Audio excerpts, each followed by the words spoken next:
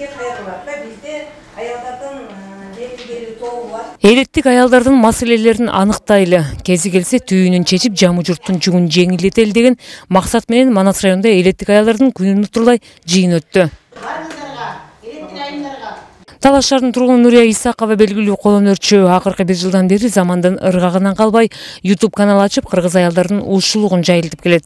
Бүгүнкү иш-чарада энелерден калган мурас аркылуу балдарды эмгекке тарбиялоо, аялдык касиетти сактоо, ишкерликти өздөштүрүүнүн кеңештерин жыйындын катышуучуларына сунуштады. Biz emne menен мактанабыз, башка өлкөлөр эмне менен, башка нациялар эмне менен мактанат? Кийими менен, улуттук кийими менен, када салты менен мактанат. Биз ошонун баарын, мисалы, азыр ошого ачка болуп турган, биздин мисалы керме саймабызды ушундайынан алып кете турган өлкөлөр толуп турат. Жыйында улуттук нарк жаштардын көрөңгөсүндөгү көркөм муңгуну ааламдашуунун ар кандай агымынан сактап калары да айтылды. Биздин балдарыбыз кадимкидей эле биздин аталарыбыз болуп малдашып отурганын билишпейт экен.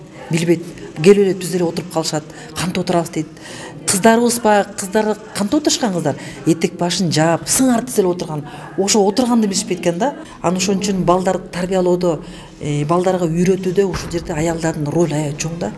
Жыйында көтөрүлгөн эң орчундуу көйгөй Таласта кризистик борборлордун жоктугу болду. Турмуштун соккусуна зомбоюкка кабылган элеттик айымдарды коргоого, психологиялык жактан кеп кеңеш берип колдоого шарт түзүлгөн эмес.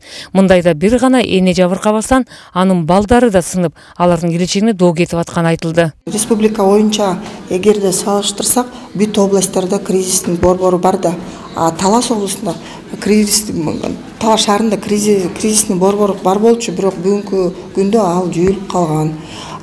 Эгерде статистика алсак, Талас областы боюнча биринчи статистика алат да, именно зордук зомбулук. Бүгүнкү күндө тарбия маселеси, үй бүлө маселеси ушу аял кишиден башталат.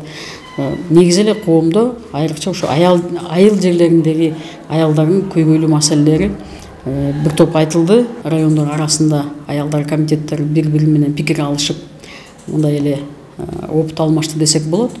Бири-бирибизден көп нерселерди үйрөндүк. Улут саламаттыгына келгенде энелердин жүгү чоң, андыктан күнүмдүк тиричилик менен күрөштө айрыкча элеттик айымдар ден соолугун арткы планга таштап коёру анык. Форумдун катышуучулары бул багытта да сунуш пикирлерин ортого салып, айыл жерлеринде кыз келиндерди кызыктырган спорттук саамалыктарды жайылтуу жана дени сак жашоого үндөө иш-чараларын байма-бай уюштуруу максатын коюшту. Салика Сариева, Илхан Арсланбеков, Ала Тоо 24, Талас облусу.